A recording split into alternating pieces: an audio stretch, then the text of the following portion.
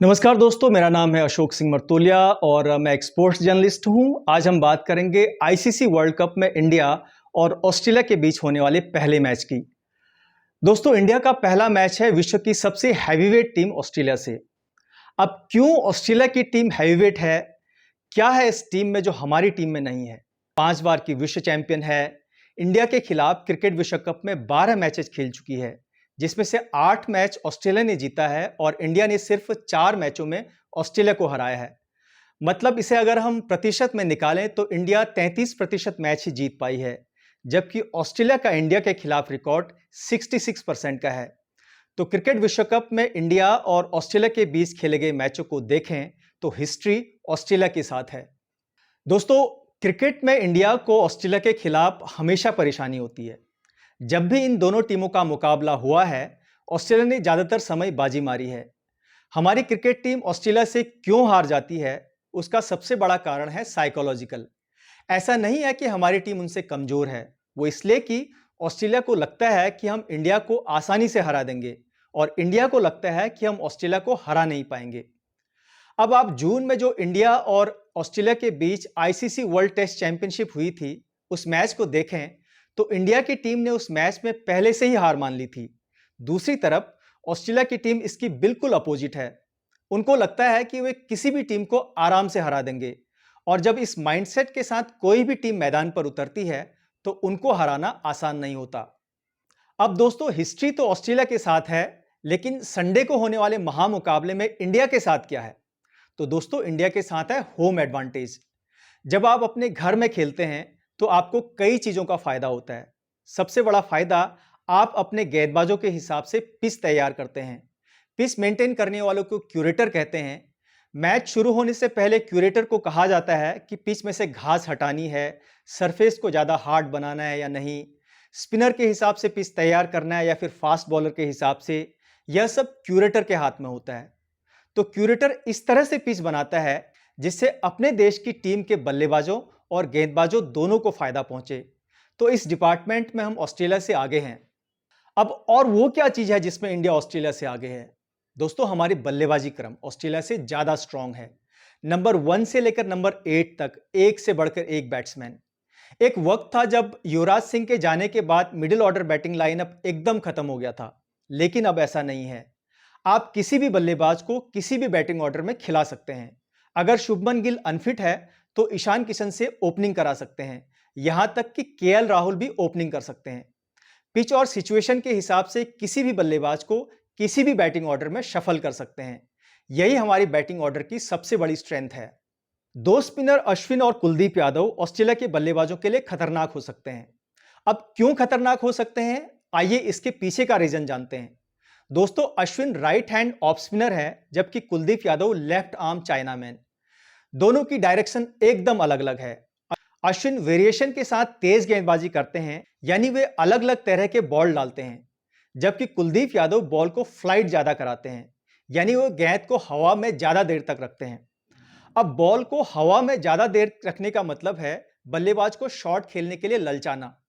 Flight से एक तो बल्लेबाज शॉट खेलने की कोशिश करता है, दूसरा चूंकि फ्लाइट से बॉल ज्यादा ड्रिफ्ट होती है, जिससे काफी मुमकिन है कि बल्लेबाज डॉज होकर आउट हो जाए। तो बॉल को फ्लाइट करने से ये फायदे हैं। कुलदीप और अश्विन दोनों की बॉलिंग स्टाइल एक दूसरे से बिल्कुल अलग है। अब इन्हीं अलग अलग बॉलिंग स्टाइल की वजह से ऑस्ट्रेलिया के दो टॉप ऑर्डर के बैट्समैन वार्नर और स्टीव स्मिथ को सेटल होने में वक्त लगेगा।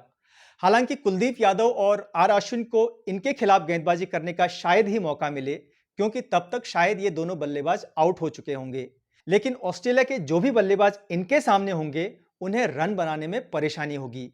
ये बात बिल्कुल पक्की है।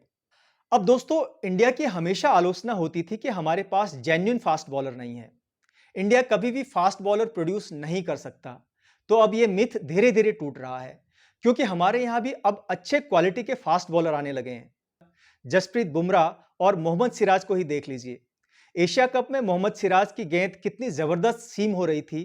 श्रीलंका के बैट्समैनों को पता ही नहीं चला कि बॉल अंदर आएगी या फिर बाहर। अगर इसी तरह से सिराज ने ऑस्ट्रेलिया के अगेंस्ट गेंद डाली तो फिर ऑस्ट्रेलिया के बल्लेबाजों के लिए सिराज बड़ी मुसीबत बन सकते हैं। दोस्तों, वनडे और T20 में अगर दो गेंदबाज भी मिलकर 2 या 4 विकेट ले लें तो फिर दूसरी टीम प्रेशर में आ जाती है। मतलब अगर सिराज और बुमराह ने अच्छी लाइन और लेंथ के साथ गेंदबाजी की तो फिर ऑस्ट्रेलिया के बैट्समैनों को आराम से प्रेशर में लाया जा सकता है। लेकिन इसके लिए डिसिप्लिन में गेंदबाजी करनी जरूरी है। वो इसलिए कि ये खिलाड़ी ऑस्ट्रेलिया के हैं, न कि पाकिस्तान या श्रीलंका के। अब बात करते हैं पिच की। इंडिया और ऑस्ट्रेलिया के बीच जो ये मैच होगा वो चेन्नई के चिदम्बरम स्टेडियम या इसे चैपोक स्टेडियम भी कहते हैं, इस मैदान पर खेला जाएगा। इस स्टेडियम का पहले नाम था मद्रास क्रिकेट क्लब ग्राउंड, लेकिन बाद में इसका नाम चेंज कर दिया गया। स्टेडियम काफी पुराना है और यहां काफी ज्यादा मैचेस खेले गए हैं। पहले जब ग्राउंड बना तो इस पिच से फास्ट बॉलरों को मदद मिलती थी, लेकिन धीरे धीरे पिच को स्लो बनाया गया। अब यह बिल्कुल ही पाटा पिच है। पाटा पिच का मतलब है बल्लेबाजों के लिए स्वर्ग। इसके अलावा ग्राउंड भी काफी छोटी है, तो इंडिया और ऑस्ट्रेलिया वाले मैचों में काफी रन बनेंगे। अब आता है दोस्तों, क्या चेन्नई के मैदान पर ड्यू फैक्टर काम करेगा? डे नाइट मैच है, चेन्नई समुद्र के किनारे बसा एक शहर है, तो क्या यहां ओस रहेगी पिच पर? कहना मुश्किल है, पर हां, थोड़ा बहुत तो ओस मैदान पर रहेगी।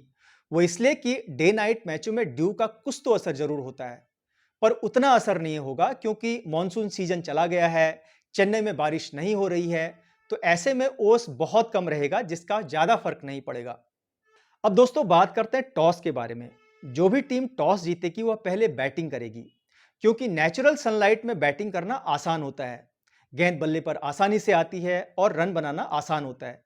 लेकिन जब फ्लड लाइट्स जलते हैं और टेम्परेचर कम होना शुरू होता है तो बॉल स्विंग, सीम और स्पिन होना शुरू होती है।